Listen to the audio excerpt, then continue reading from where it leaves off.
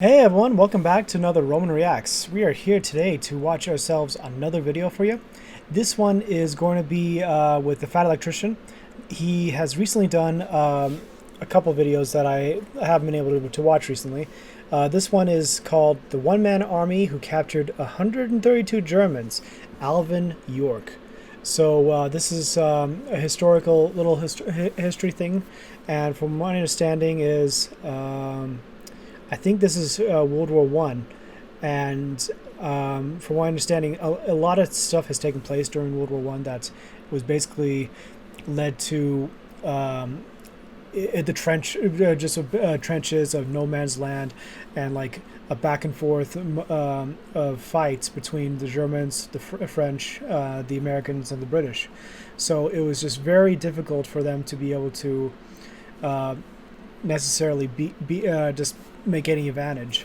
So I guess here we're going to be learning something a bit about World War One, a bit more interesting lore and history, and just really dive into all this. So without further ado, let's just get started. This is a long video, so we got some popcorn over here, and we also got ourselves a drink. Not sponsored, by the way. Wish I was, but I could, unless there's like a self-sponsor or something like that, but who knows. Anyway, let's get this started, okay? Alright, we got that set and it's all good on my end. I had to adjust a couple things here and there. Hopefully my face is just enough so that you guys can get my full reaction.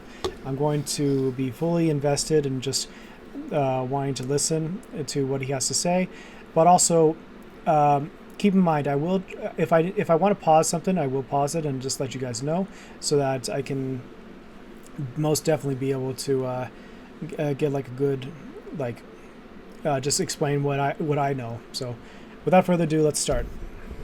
When most people think of a war hero, they probably instinctively just jump to John Rambo, the fictional hero from the Vietnam War. Well, John Rambo is actually based off of a real war hero, Roy Benavidez. Roy Benavidez joined the army because he wanted to be like Audie Murphy, the most decorated war hero of World War II, and Audie Murphy joined the military because he wanted to be like this man. Today we're talking about Alvin York, a 6-foot, 215-pound, red-headed hillbilly blacksmith from the mountains of Tennessee that was drafted into World War I despite his desire to be a conscientious objector due to his devout Christian beliefs. By the time his paperwork had cleared recognizing him as a conscientious objector, he decided to go into combat anyways because he had become convinced that he was on a mission from God to protect the innocent, and he would go on to become one of America's greatest war heroes in World War I. And we're going to get into it right after a word from our sponsor.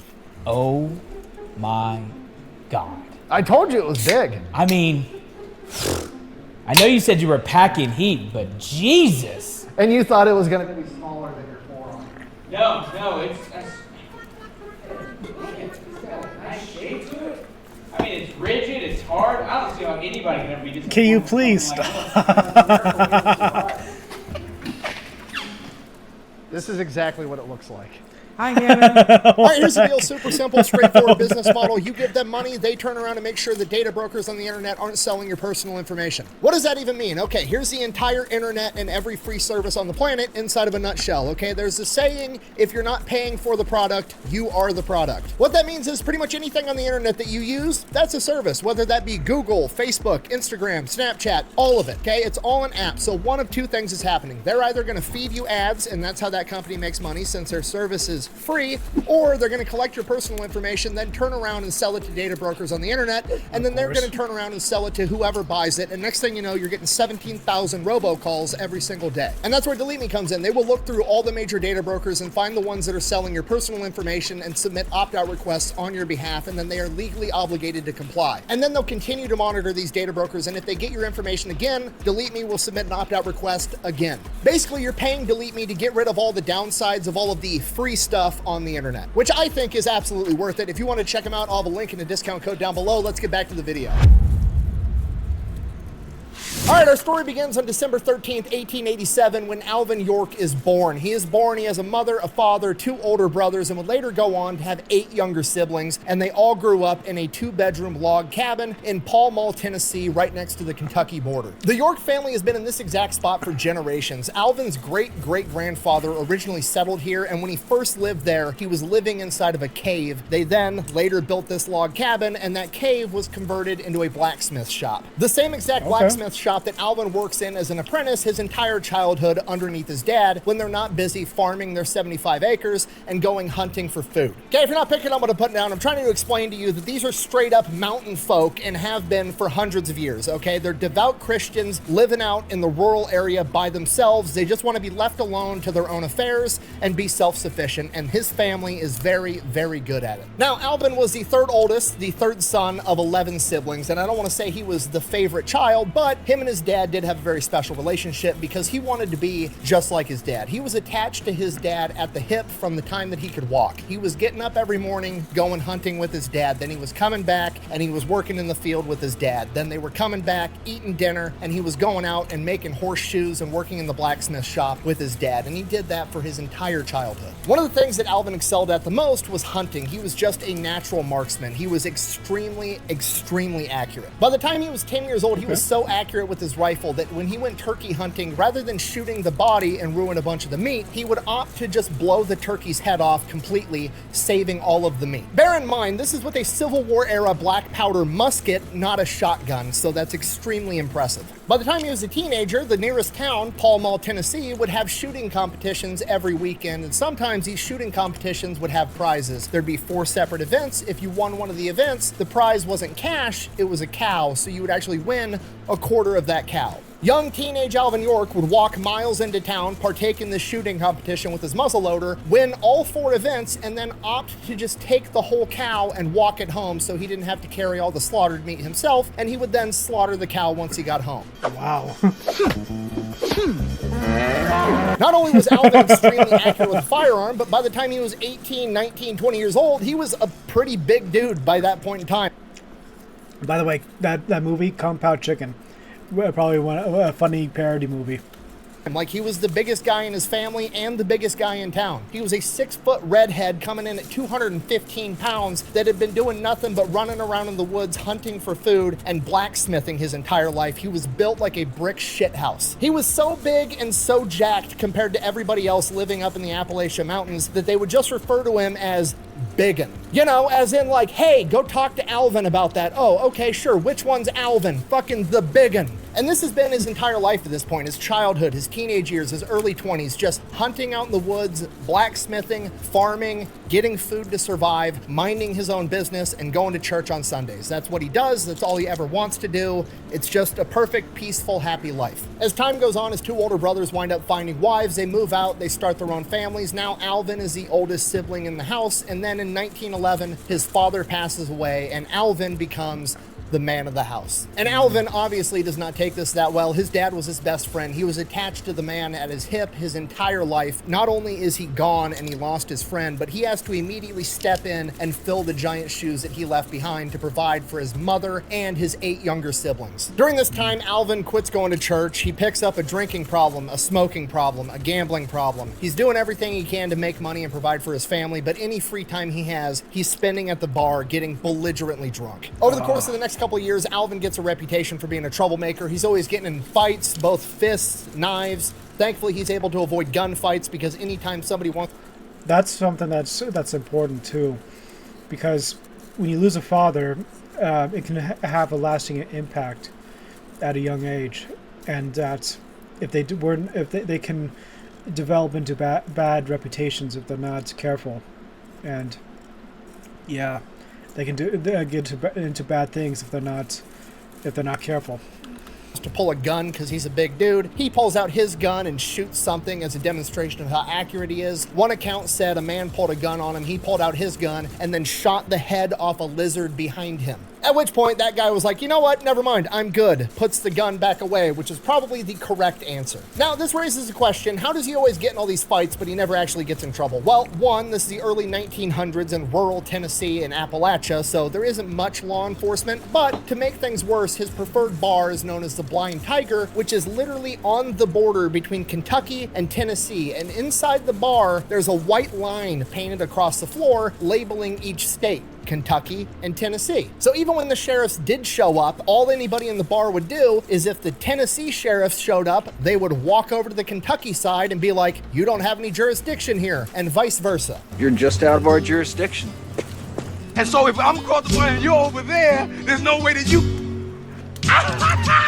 Now to us, modern day people, obviously this sounds a little bit ridiculous that they would just walk across a painted line on the ground like it was, you know, a salt line that demons can't cross and the law enforcement can't get you. But back then, it's really how it went, because if 1, 2, even 3 deputies showed up to a bar fight and there's 40 people in the bar and they all walk to the other side and they're like, you have no jurisdiction here, and the other 40 dudes all have guns, guess what? You don't really have any jurisdiction here. The only jurisdiction you have is to lose a 40-on-3 gunfight. Okay, this is 1912, rural Tennessee. There's no calling for backup for the sheriff's department. There's no local police department. There's no highway patrol. There's no National Guard, no FBI, no feds. Nobody's coming to back you up. If you get into some shit with the wrong people, you're just gonna be another motherfucker that went missing in the mountains of Appalachia. The end. So Alvin York is just kind of an unstoppable terror on the town when he's drunk. He gets mean, he's huge, you can't beat him in a fist fight, you can't beat him in a gunfight. There's not really anything you can do to the guy. He winds up getting accused of selling stolen guns, never gets in trouble for it. He'd walk out of the bar at sunrise, absolutely hammered. A rooster would crow, he'd pull out his gun and shoot somebody's rooster just because he was hungover and didn't want to hear it. He'd be drunk in the middle of town yelling while church is in session, trying to disrupt everything. Just, there was nothing anybody could do about the guy, and this went on for years. And the entire time, he's just breaking his mom's heart, because this is not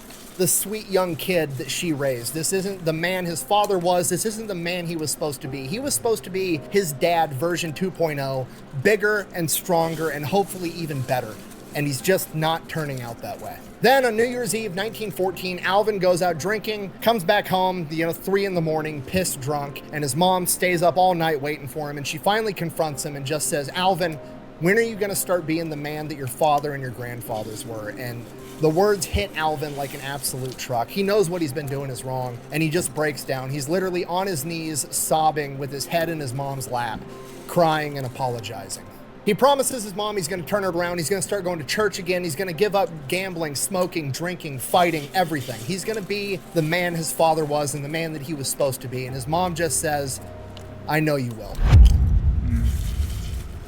And that's it. January 1st, 1915, Alvin York is a completely new man. He gives up all of it. He starts going to church again, and he just starts doing all the things that he should have been doing all along. I'm paraphrasing here, but he would later go on to write that essentially he had fought an awful lot of men at this point in his life, and the fight that he had with himself to give up drinking and smoking was absolutely the hardest fight he ever had. But he does it, and within a couple of years, he's an elder in his church. He's literally teaching Sunday school to kids, and he's overall just an upstanding member in his community. His reputation isn't fully repaired yet, but it's definitely getting better. Around this point in time, he falls in love with the girl down the road, Gracie. He meets up with her in private all the time. They never do anything wrong. They never kiss. They don't even hold hands. But they just talk, and Alvin York wants to marry this woman. Problem is her father does not approve because he's only been an upstanding member of the community for a couple of years now, and he was an absolute terror for like 5 years before that, and he's not convinced that Alvin York is a good man yet. And York just kind of accepts that. He knows that he did wrong, and he's got to prove that he's a good man now, so he just gives the father more time and just keeps being an upstanding member in the community. He keeps seeing Gracie, but they never kiss, they never hold hands, they never do anything that would be considered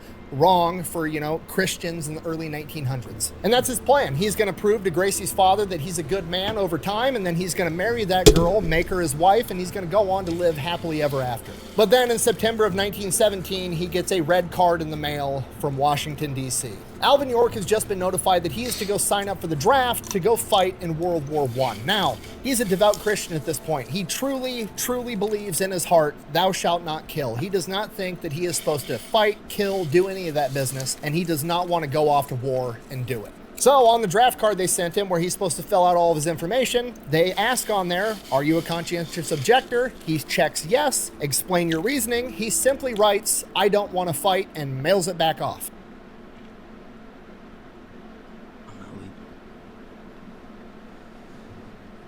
I'm not fucking leaving.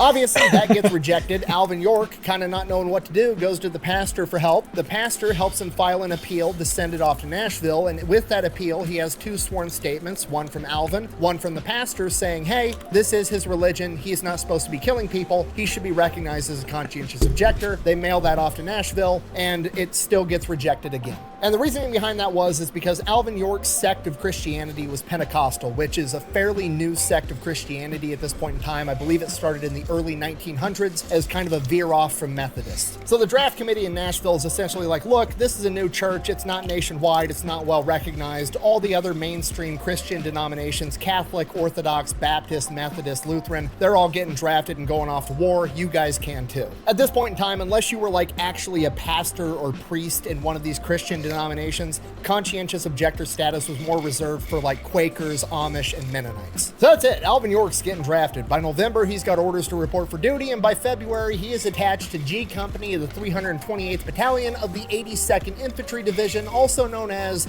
the All-American Division. Now, typically at this point in time in World War I, World War II, divisions are kind of divvied up by the region that they come from, right? Like the 34th Infantry Division is a bunch of guys from the Midwest. The 77th Infantry Division is a bunch of guys from New York and New Jersey. The 442nd Infantry Regiment is a bunch of Japanese Americans from the West Coast and Hawaii. But the 82nd Infantry Division in World War I is kind of an experiment because they just threw everybody into the same infantry division. They've got people from all 50 states, and 20% of the men weren't even born in America. So you can imagine the culture shock for Alvin, some hillbilly that's lived in rural Tennessee his entire life, probably never traveled more than 60 miles away from his home, and now he's in this place surrounded by people from all 50 states, Poles, Italians, Greeks. It's absolutely crazy. Alvin later said he'd never seen a group of men that could out-drink, out-curse, and out-fight these guys, and that's why they are the All-American Division, because they are the embodiment of the concept of the American melting pot. And that's why their logo today says AA on it, for athletic alcoholics. I mean, All-American. He's absolutely right. So he goes into training. York starts doing everything he's told to do to the best of his ability, but in the background, he's still kind of trying to go through the paperwork, go through the chain of command, and get himself recognized as a conscientious objector, because at the end of the day, he still does not want to go off and have to take somebody's life, because he truly believes thou shalt not kill. You know, quite a bit of killing does occur in a war. Despite that, if push comes to shove, it's looking like he might be the best man at doing it, because he grew up his entire life no-scope headshotting turkeys with a Civil War era muzzleloader, and the Army has just given him a model 1917 Enfield high-powered rifle chambered in 30-06, and this thing is an absolute killing machine in the hands of Alvin York. He is sitting there in training, hitting bullseye after bullseye. He is the best shot in the entire division. You gotta remember, pretty broad group of people. There's a lot of people in this division that grew up in a city that have never even seen a rifle, and Alvin's been handling one since he could walk. Also around this point, York starts keeping a diary, mostly just his personal thoughts on how he's dealing with the potential, internal struggle of having to go off to war and take somebody's life when he doesn't feel like that's the right thing to do. And eventually, word gets around that York is keeping a diary, which is against the rules, because you're not supposed to keep a diary, because you could write down important intel, and if you get captured off in war and they capture your diary, you could end up betraying information to the enemy. So his commanding officer, Captain Danforth, kind of confronts him about it and is like, hey, are you keeping a journal? At which point York, being a devout Christian man not wanting to lie, kind of dodges the question. He says, sir, I'm not saying whether I do or whether I don't. At which point the captain says a diary is going to betray you and your comrades. At which point York replies, sir, I didn't come to fight in a war and get captured. If the Germans want to get any intel out of me, they're going to have to get it out of my dead body. And that's coming from the 6-foot, 215-pound redhead brick shithouse hillbilly that only knows how to hit bullseyes. So the captain's like, fuck it, all right. And York just keeps maintaining this diary. But because York was honest with Captain Danforth, he kind of comes to him and is like, hey, I want to talk to you about this. I think I should be a conscientious objector. I do not want to go after combat and have to kill somebody. I truly believe thou shalt not kill. Captain Danforth doesn't have that, authority to grant him that, so he kicks it up the chain of command, and he ends up talking to his boss, Colonel Buxton. Colonel Buxton, a devout Christian man, but unlike York, he also believes that Christians have an obligation to go off and fight for their country when it's needed. So he calls York into his office. York shows up. York explains everything, devout Christian, elder in my church, thou shalt not kill. At which point Colonel Buxton is like, so do you believe everything that's in the Bible? To which York is like, absolutely, yes, sir. At which point Buxton hits him with a verse from the Bible. Luke 22, he who hath no sword, let him sell his garment and buy one. York immediately fires back with another piece of scripture that supports his position. Then Colonel Buxton fires back with another piece of scripture that supports his. And they go back and forth having this scripture rap battle for over an hour. Book of Isaiah, chapter 6.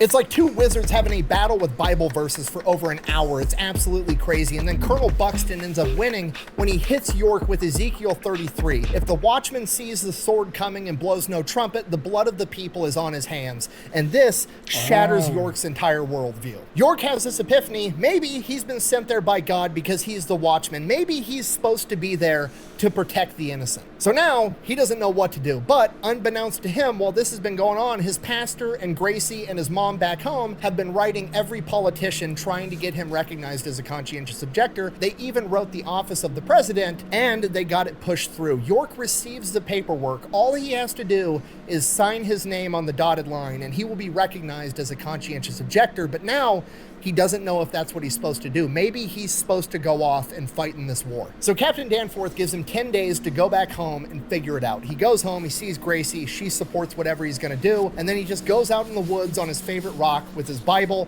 and he sits there for 36 hours reading the Bible and praying. Doesn't eat, doesn't drink, fasts the entire time. We don't really know what happened up there, but we do know when he comes back down, he decides that he's gonna go off to war.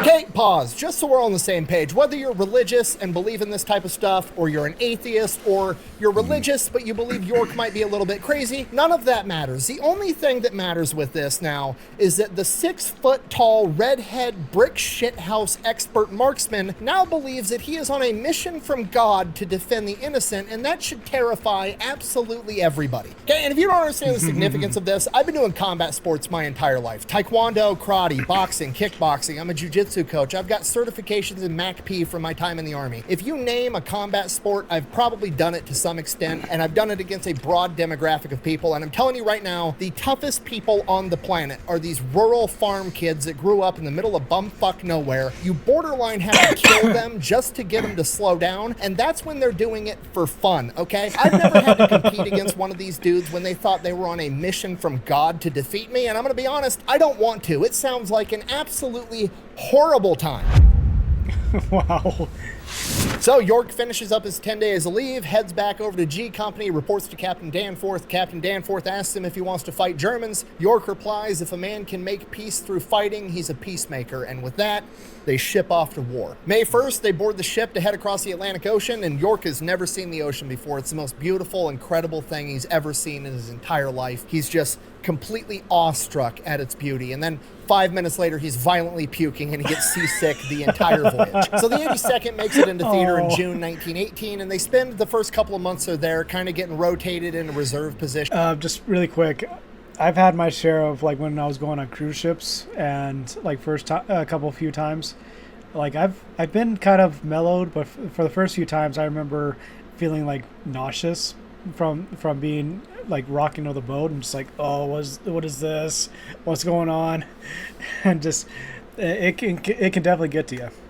You know, they're occupying trenches that aren't seeing a lot of combat, or they're going out on patrols. They do see some combat. They get hit with artillery. There's sniper fire, but it's not the front line. Like, it's not where all the action is happening. Despite that, during this time, York really lays down a pretty impressive demonstration of his faith, because this dude, again, believes that he's on a mission from God, and in his mind, God's not going to let him get hurt, and even if he does, it's part of God's plan, so it's okay. He does not give a fuck about anything. Like, they have enemy artillery fire coming in, everybody else is hitting the dirt, hiding in foxholes, and York is just standing there like, it'll be fine, God's gonna protect me, which sounds stupid, but it's not stupid if it works, and it works the entire time. The dude never gets so much as a scratch. In his journal, he literally writes that enemy sniper fire when it's close sounds like angry bumblebees when I used to rob their nest back at home. Like, everybody else is having the worst time of their life, and him almost getting his head taken off by an enemy sniper is bringing back fond childhood memories. memories.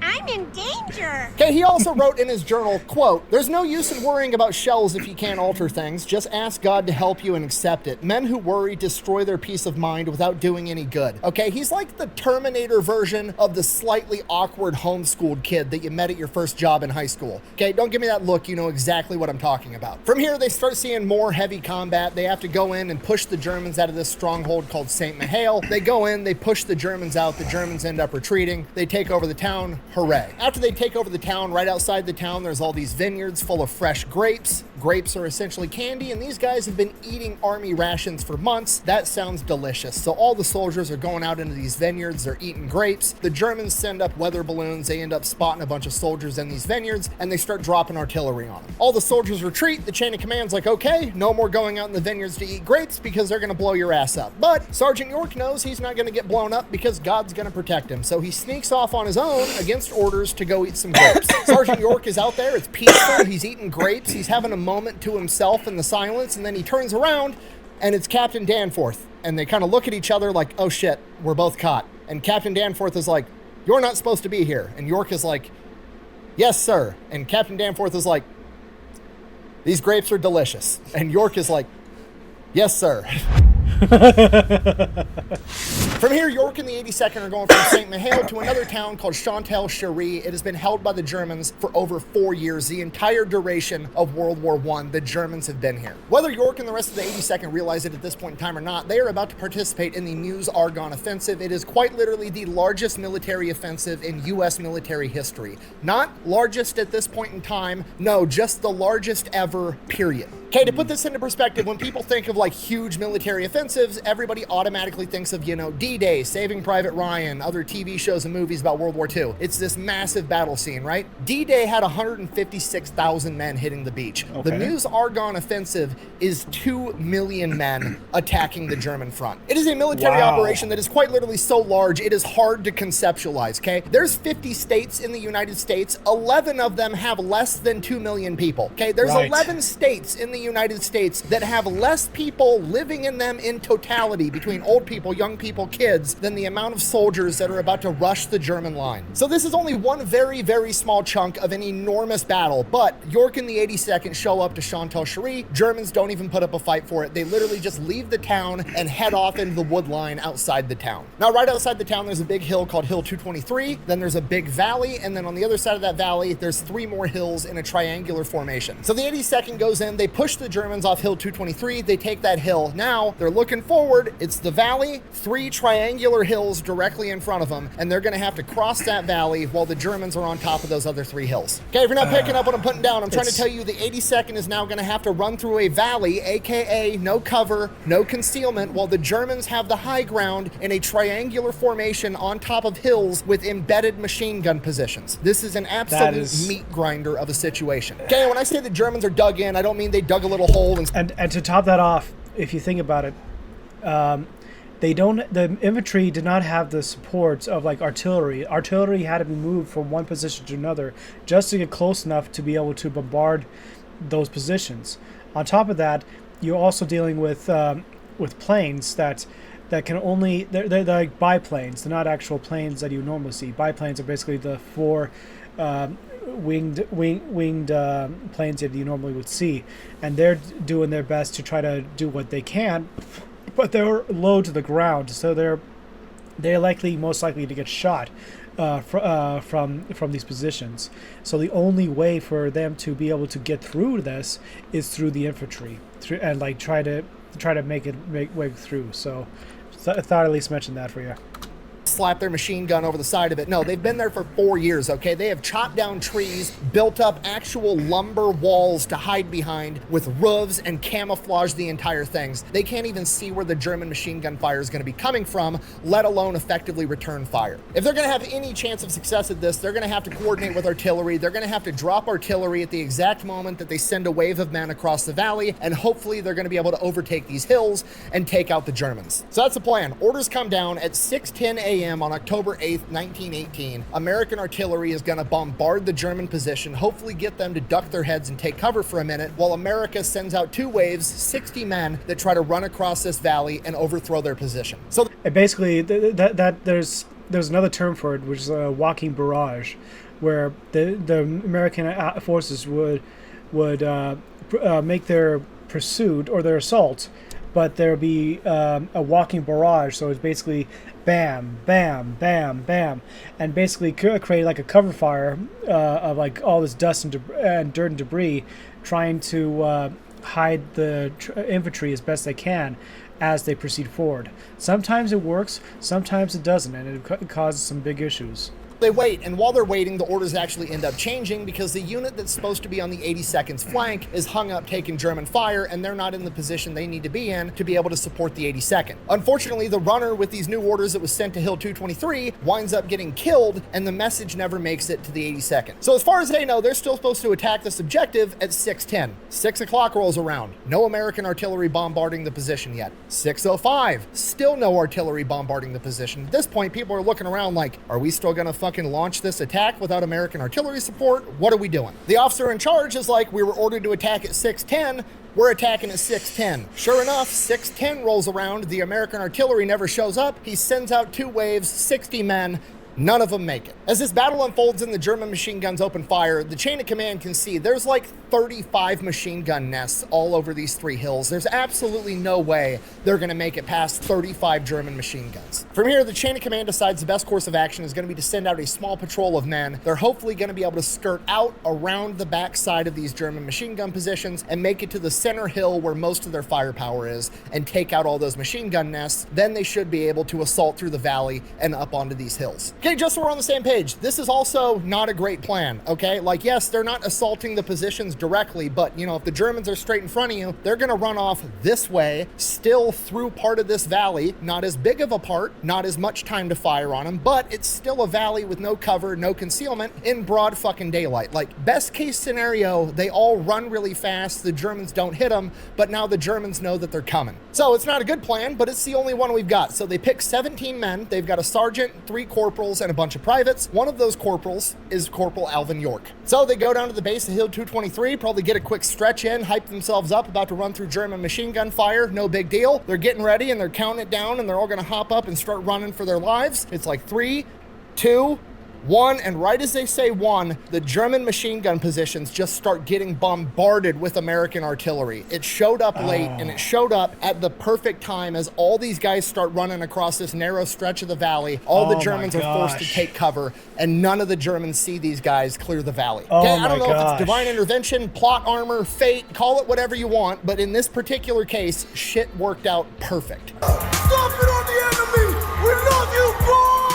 Jesus Christ! They make it through the valley completely undetected into the wood line, and now they spend the next hour and a half sneaking through the woods up and around behind the German position. After like an hour of sneaking through the woods in pretty much a straight line, the sergeant pulls off to the side and he's like, okay, do we think we've gone far enough that we need to start turning because we're going to be behind the German machine gun positions now, or do we need to go a little bit further? He wants to consult his corporals, see what everybody thinks. First 2 corporals say they've gone far enough, they should turn now. Gets to Alvin York, and Alvin York, for some reason, feels like they haven't gone far enough yet. And he's like, I think we should keep going straight for a little bit further. Okay, again, I have no idea why Alvin York thought that. I don't know if he, has a feeling from God. I don't know if he can hear the narrator speaking because he's wearing the plot armor, but he decides to keep going straight. The sergeant agrees. They go straight for a little bit longer, and they come up on this like 3-foot deep trench. Now, it's not a military trench, it's just like a 3-foot deep hole. They have no idea why it's there or what it's doing. It's clearly not a military trench, but it is going to be pretty handy for them to crouch down and walk in and remain concealed and go unnoticed. In hindsight, historians would figure out later that it was actually a trench that had been there for hundreds of years that was actually used originally as a marker between 2 separate pieces of property, which means the Germans didn't put it there, and they probably don't even know it exists. So they use this trench to get further and further. It slips them right past that first hill.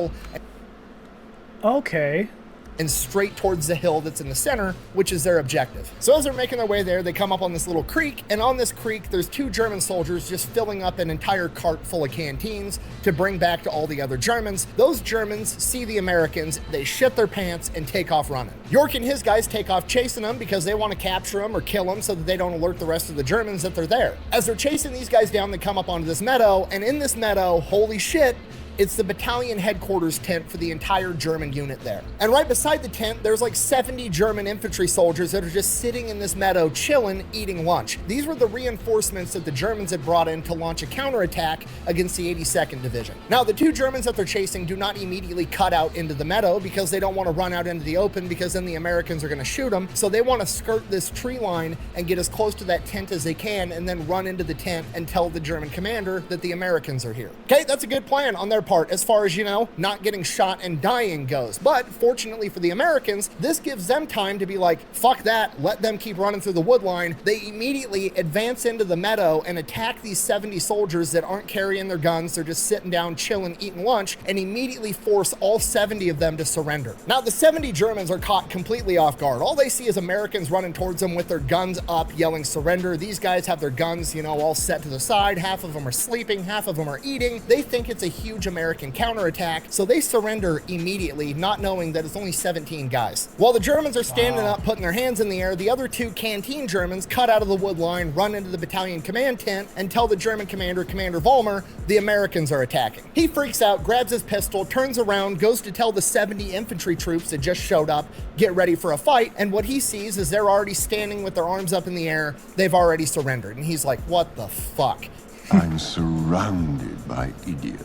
He then turns around again, probably trying to quickly send a runner or send a radio transmission to his other guys up on the hill, letting them know the Americans are here. And right in front of him is 6 foot tall, red-haired, red mustached, ginger Alvin York standing there with his gun. And he's like, surrender. So Commander Vollmer, who actually went to college in Chicago and in Alvin York's own words speaks better English than he does, understands exactly what Alvin York said, and agrees to surrender. York and Vollmer then leave the tent and they go out, and York's going to talk to the rest of his guys, and the Germans on top of Hill 2 with their machine guns have figured out something is going on, and they scream down at the Germans in German, presumably saying, get down. All the Germans drop and the German machine guns open fire. Before York's guys even know what's going on, they are already getting lit up by these German machine guns. In a matter of seconds, 6 Americans are killed, 3 are injured, leaving 8 men left in play with 70 prisoners and German machine gunners up on the hill opening fire on them. Of the 9 American casualties, they include the sergeant and the other 2 corporals, meaning that the only corporal, the only NCO, the only leadership position left in play is Alvin York and a bunch of privates. Alvin York is now in charge. The rest of the Americans all drop to the ground, try to return fire, but they're mostly just taking cover. Alvin York rushes the hill by himself. So, I'm gonna kill each and every one of you, and the only disappointment in it for me is that I only get to do it once. Wow. The privates then get themselves oriented to the situation, and the 7 remaining dudes are both returning fire, trying to provide covering fire for Alvin York, while also trying to make sure that the 70 unarmed Germans behind them don't jump them and overpower them. York continues to advance under enemy fire, reaches a little swell on the ground, and drops down into a prone position, not because he's trying to avoid bullet fire. God does that for him. He just drops down to prone so he can be more accurate. So now he's looking down the sights of his rifle, and he's just waiting for the German helmet to pop up. He's sitting there, he's yelling, surrender, give up. He's literally trying to be a nice guy about this. German helmet pops up, domes the guy immediately. And in the back of his head, all he can think is, man, these German heads are way bigger than the heads of turkeys back home when I was hunting. He's still continuing to shout surrender as German helmets keep popping up, trying to man the machine gun. And every time a German helmet pops up, he fucking drops them. You are amazing at this. How did you get so good? Whacking moles. And this goes on for a minute. Alvin York just being the polite homeschool kid Terminator, literally like, guys, seriously, please surrender. Bang. Okay, that's enough now. You guys can quit. Bang. Okay, guys, please surrender. Bang. During this phase of the battle, Alvin York is credited with somewhere between 18 and 23 kills. Okay, now to understand and comprehend what's going to happen next, you have to understand the perspective of the Germans that are up on top of the hill. They have the high ground, they have machine guns, they have fortified fighting positions, and they are in a firefight with one man, some 6 foot tall ginger hillbilly from Tennessee, and somehow they're losing. And every time one of them builds up the courage to pop up over the berm, man the machine gun to return fire, this giant ginger sends their brain on a field trip. And just so we're all on the same page, York is shooting an infield chambered in 30-06. That is a high-powered rifle cartridge that is commonly used for hunting elk and moose. This rifle in this round is significantly more powerful and way more scary than the scary AR-15s shooting 5.56 that the Army uses today. To put it into perspective, here's a watermelon getting shot by 5.56 and 30-06 at 16,000 frames per second. Okay, if you're not picking up what I'm putting down. I'm trying to tell you that if you're a German on top of that hill and you've just seen 20 of your buddies get their eyebrows sent into fucking orbit, that's starting to look like not that great of an idea, and you're probably looking for alternatives. Bearing that in mind, the Germans decide they're going to do something that tactically doesn't make a lot of sense. They're going to leave their fortified fighting positions, they're going to abandon the high ground, they're going to grab their rifles, fix bayonets, and they're going to charge this giant red-headed hillbilly and show him what's up. So 12 Germans hop out of their fortified fighting positions with rifles and fixed bayonets and bayonet charge Alvin York, which in hindsight was a complete mistake for them, and it worked out for Alvin York because Alvin was actually out of rifle rounds altogether and he wasn't going to be able to do anything else, but now he's got 12 Germans running at him, so he pops up, grabs his Colt 1911 chambered in 45 ACP. Bear in mind, he's only got 8 rounds and 12 Germans running at him. Alvin York immediately shoots one, drops him. At that point, 4 of the other Germans decide, okay, this is clearly the main character, I'm an anonymous henchman, I'm just gonna call it a day. They hop back in the trench. And look at you, you haven't even got a name tag. You've got no chance. Why don't you just fall down? Go on, son. So now there's 7 Germans still bayonet charging him, and he has 7 bullets. He has to be absolutely perfect. Now, from the lead German's perspective, the guy that's out in front, obviously, he's the one that's going to get shot first. I mean, right? That's what makes sense. You shoot the closest threat first. That way nobody comes to get you, right? So as long as he doesn't get shot, everything's going great. He sees Alvin York fire. The bullet whizzes past him. Alvin York missed, fires again, another bullet whizzes past him, again.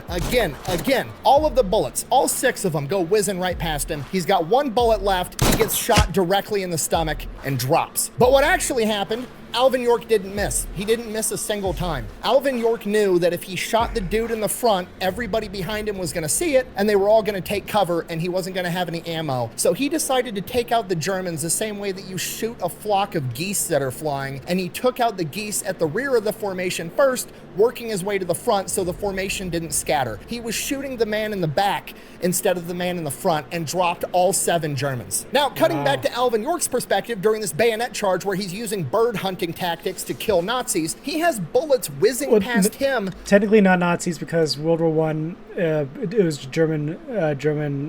It was different. From behind him, somebody is shooting at him while he's shooting these Germans.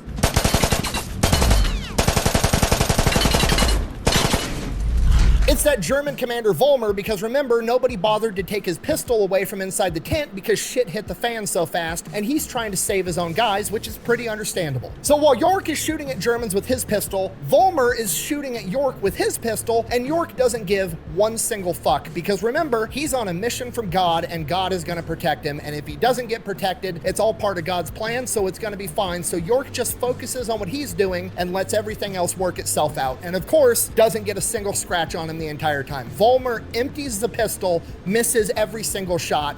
York lands every one of his.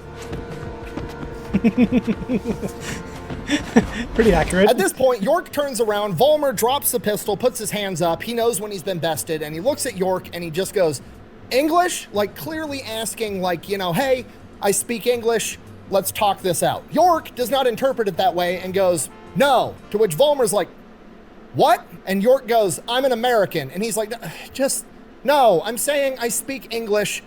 Quit killing everybody. I'll get the guys up there to surrender so you don't have to kill everybody. At which point York reloads his pistol, points it at Vollmer, is like, okay, go ahead. Vollmer starts yelling a bunch of stuff up the hill in German. Couple seconds later, a bunch of more Germans come out, no weapons, with their hands up, and they surrender too. Germans finish coming down the hill, they join the rest of the POWs, at which point one of the 7 remaining privates comes up to York and is like, York, what are we going to do with all these prisoners? We don't have enough men to handle this many guys and get them back behind our lines. Vollmer hears this and he's like, what? I'm sorry, how many men do you guys actually have? And York is like, I've got plenty, don't worry about it. At this point, York, with Vollmer still at gunpoint, is going to use Vollmer to translate and get everything moving. He's like, all right, get your guys up, tell them to get in a column of 2. We're going to march out of here, tell them to pick up your wounded, tell them to pick up my wounded and my dead. They're going to carry them back to our lines. Problem, how on earth are we going to get back? Because we definitely can't go the way we came through the woods. We're not going to be able to keep track of like 100+ German prisoners through that dense forest. We're going to have to go out in the open, and the rest of the Germans are going to see us, and that's not going to work out. At which point Vollmer chimes in and he's like, well, you can take this gully right here and that'll take you right to Hill 223. He's obviously trying to set him up for an ambush because he knows where all of his soldiers are, and York is like, well, we're not fucking going there. You know what? I'm the main character. We're just going to march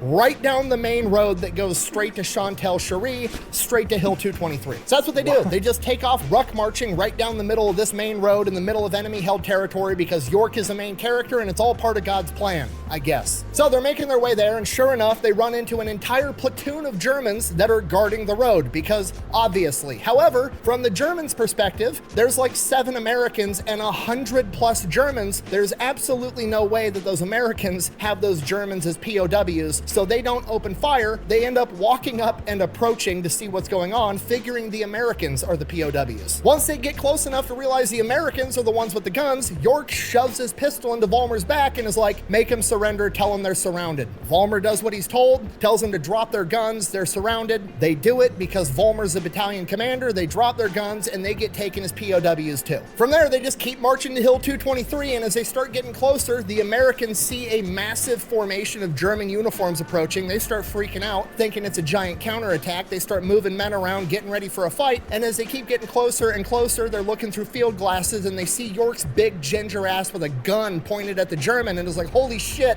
York captured everybody. So they get to the base of Hill 223. The 82nd commander meets him down there and is like, York, holy shit, how many men did you capture? To which York replies, honestly, I have no idea, sir. And the commander's like, all right, well, you're promoted to sergeant, by the way. Great work.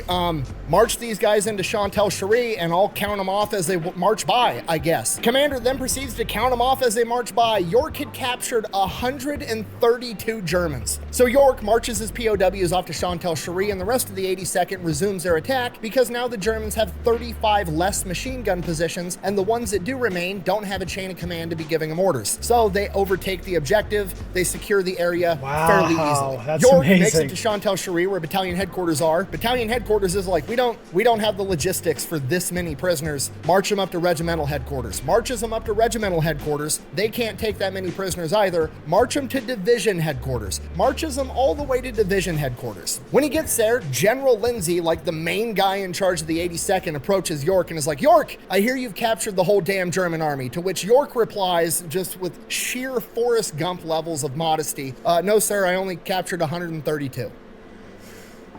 Yes, I know that. From there, he gets some food, finds a cot, lays down, writes in his journal for a little bit, because, you know, he's had a pretty eventful day. In his journal, he writes, and I quote, so you can see here in this case of mine where God helped me out. I'm a witness to the fact that God did help me out of that hard battle, for the bushes were shot up all around me, and I never got a scratch. Wow.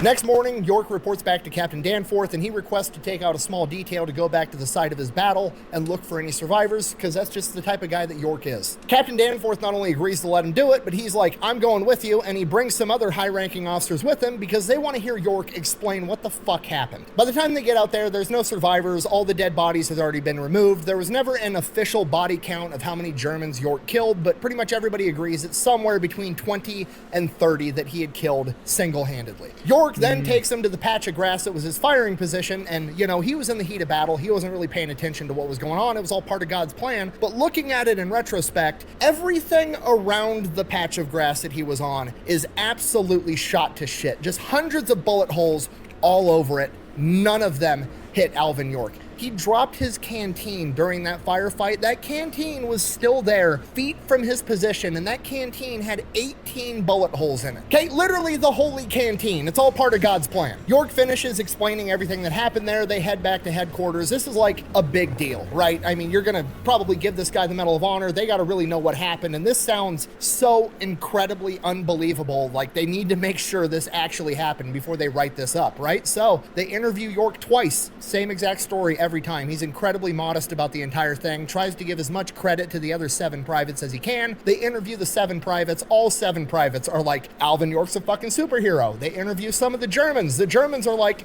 it was fucking crazy. I don't know. We couldn't hit the guy with bullets. They interview Vollmer. The story is the same across everybody. It's one of the most well-researched battles ever. From here, a couple of weeks go by. By October 28th, 1918, his unit gets pulled back out of the Argonne. They go to the rear, and then he gets placed on 10 days leave on November 1st. And while he's on leave, he sends a postcard back home to his mother. You know, he's probably got a lot to tell her. That postcard reads, and I quote, "Hello, I'm okay. Sending you a postcard view of a little of this country along the coast. It's a nice scene. Well, That's all. He's literally Forrest Gump. Aw. That's all I have to say about that. That's the right on, man. You said it all.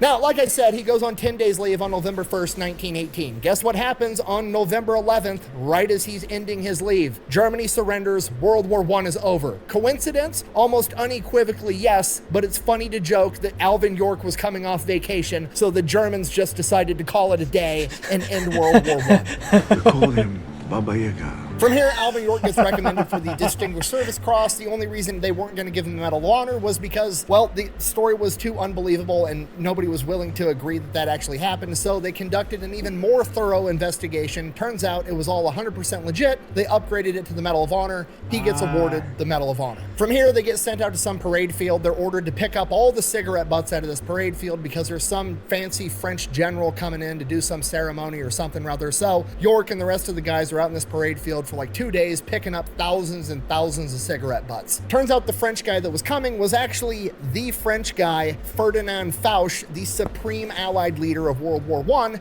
and he was actually coming for Alvin York. They have a big ceremony and Ferdinand Foch awards Alvin York the French Croix de Guerre, essentially the French version of the Medal of Honor. He pins it right next to York's Medal of Honor and says, and I quote, "What you did was the greatest thing ever accomplished by any soldier in any of the armies of Europe." From here, York gets yanked away. He goes on speaking tours all over France. He does that for a number of months. He's finally ready to go home, goes back to America. The Americans find out. They want to know more about York. He does speaking tours all over America. At this point, he's still in the United States Army. He finally gets released from service, but the American public wants more. They want to know everything. He's getting $1,000 offers to go give speaking engagements, which back at this point in time, $1,000 is a ton of money. He's getting offered $10,000 for his life story in a book. He's getting offered $50,000 to do a film about his exploits. He rejects all of it. He doesn't want any of it. He doesn't want the fame. He doesn't want to be recognized or glorified for having to take a human life. He only feels like he did it because it was absolutely necessary, because he is the peacemaker. So that's it. He just flat out rejects everything, goes back into the mountains of Tennessee. He just wants to go there, live his life, read his Bible, marry his sweetheart Gracie, and that's exactly what he does. Time goes by and he still has people offering him money left and right for speaking engagements, movies, books, anything and everything you can imagine. He's getting offered money to endorse products, absolutely everything. And eventually he kind of figures, you know, this is a rare opportunity. He could probably do a lot of good in the world if he raised all this money and did something productive with it. And he remembers, you know, he wasn't really able to go to school as a kid. He has about a 3rd grade education. He was only able to go to school on weekends. There just wasn't a school in that part of rural Tennessee when he was growing up, and there still isn't today. But if he could raise enough money, he could change that. He could affect the lives of all the kids around him, and that's what he decides to do. So that's what he does. He leverages his fame to raise money to open up schools for kids in rural areas so they can get an education. He goes on speaking tours, raising money. He sells the rights to his book. He sells the rights to his war diary that he kept during World War I. He sells the rights to a movie, goes on, be's the technical advisor. He ends up raising hundreds of thousands of dollars, which at this point in time is millions. He ends up founding the York Institute in Jamestown, Tennessee, which is a privately funded school, but it's open to kids for free. And this wasn't just like overnight or over a year. This took years and years and years to do. And over the course of that time, he raised hundreds of thousands of dollars, and he paid himself almost nothing. Like, he didn't build a new fancy house. He didn't buy a bunch of nice stuff for himself or his family. He was still living exactly how he grew up the entire time. Out of the hundreds of thousands of dollars that he made, I believe he paid himself just over $6,000 over the course of like a decade. The man is truly selfless. He literally took just enough money to keep food on the table for his family and gave everything else to this school. But as we all know, no good deed goes unpunished. Alvin York, the man with a 3rd grade education, was under the impression that because he was doing selfless stuff with the money, he was literally donating it to give kids an education, he thought that that was a charitable donation and that he didn't have to pay taxes on it. Well, apparently he was wrong, because he wasn't a, you know, 401c fucking charity or whatever the fuck with the IRS. So none of that counts, and Alvin York now owes a ton of money in back taxes, and the IRS is coming after him. It's never too early to learn that the government is a greedy piglet that suckles on a taxpayer's teat until they have sore, chapped nipples. Okay, and just so we're on the same page, this is like now the early 1940s. 2 decades have gone by, and the tax rate at this point in time is absolutely insane. The top marginal income bracket for federal taxes is 81%. He made $134,000 with his hit movie that came out in 1941. The IRS said he owed them like $90,000 of that money. Alvin York didn't have it. He used all the money to build this school and start teaching kids for free. When the IRS told him that he owed all that money, he had a net worth of $21,000. $20,000 of that net worth was just the value of the farm that him and his family lived on. You know, the same farm that his family has lived on since they came across the ocean and lived there in a fucking cave. Other than that, he had a car that was worth $700. He had $2.20 in his checking account, and he got a $10 a month stipend for being a Medal of Honor recipient. That was it. He gave everything else away. Thankfully, the government steps in because York doesn't have the money to keep funding this school. So the government steps in and is like, oh, you built the whole school for us. You bought instruments for the band, books, chairs, desks, everything. Oh yeah, we'd be willing to, take that over and make it a public school, which York doesn't give a shit. He literally just wants kids to get an education. So of course he signs it over to the government so they can keep maintaining the York Institute. And it is literally still in operation to this day. It is a public high school in Jamestown, Tennessee. In addition, well, it would have been better if it's a private instead of public, but to that, thanks to a literal act of Congress, they forgive his debt, and he is now debt-free. Now, going back to his movie, came out in 1941, right as America is getting ready to enter World War II. It is a nationwide sensation. He becomes the most popular man in the country all over again. Because of the popularity of this movie, and because of the fact that Alvin York served in the 82nd Infantry Division, the All-American Division, when World War II kicks off and they start reactivating old units, one of the first units to get reactivated is the 82nd Infantry, which becomes the 82nd Airborne, which is still active to this day, and it is one of the most prestigious military units in the United States Army. In addition to that, it inspires tens of thousands of American men to join the military because they want to be a hero too, just like Alvin York, and one of those Americans is Audie Murphy, who would go on to become the most decorated war hero of World War II. Alvin York would go on to pass away at the age of 76, but his legacy lives on both in the school that he helped found and the 82nd Airborne Division. And that time the Army tried to name a god-awful tank after him. Seriously, can we name something else awesome after this guy? I remember like the that. next sniper rifle, call it the York Peacemaker. That's a dope name. He deserves it. Let's do that. This man accomplished incredible and unbelievable things both on and off the battlefield, and then afterwards he went on to live a truly selfless life in the service to others. And that is why you should never forget the name Alvin York. Thank you for watching. Best way to support the channel is go buy some merch over at thefatelectrician.com. Quack bang out. Incredible. Absolutely incredible. My favorite thing about the Sergeant York movie was he was the technical advisor. Like, he signed off on absolutely everything in the movie. He tried to have the other men represented. He tried to keep it as accurate as possible. But there was one thing he didn't sign off on, and I don't even know if he knew they did it, because they made it seem like Alvin York kissed Gracie before he went off to war. Both Alvin, his wife, and all of their kids after the fact, whenever this gets brought up or whenever they're interviewed about it, they are adamant and make sure they point out that never happened. Gracie York is not some hussy that would kiss before their marriage. Their first kiss was on their wedding day.